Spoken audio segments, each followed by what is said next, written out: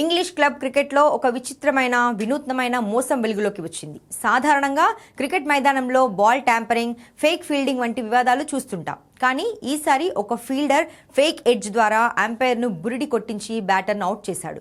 ఈ సంఘటనకు సంబంధించిన వీడియో ప్రస్తుతం సోషల్ మీడియాలో విపరీతంగా వైరల్ కావడంతో పాటు పెద్ద ఎత్తున వివాదానికి దారితీసింది. ఈ ఘటన North Yorkshire and South Durham cricket league division 2లో భాగమైన Saltburn cricket club, Middlesbrough second 11 జట్ల మధ్య జరిగిన మ్యాచ్లో చోటు చేసుకుంది.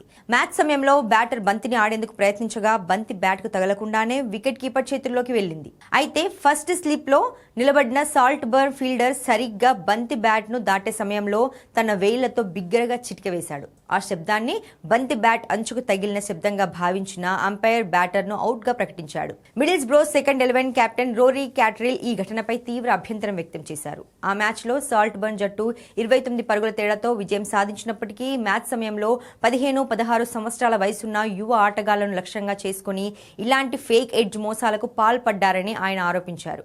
ఒకే మ్యాచ్లో దాదాపు 3 సార్లు ఇలాంటి ఘటనలు జరిగాయని, నాన్ స్ట్రైకర్ ఎండ్లో ఉన్న తనకు మొదట్లో ఏం జరిగిందో అర్థం కాలేదని తెలిపారు.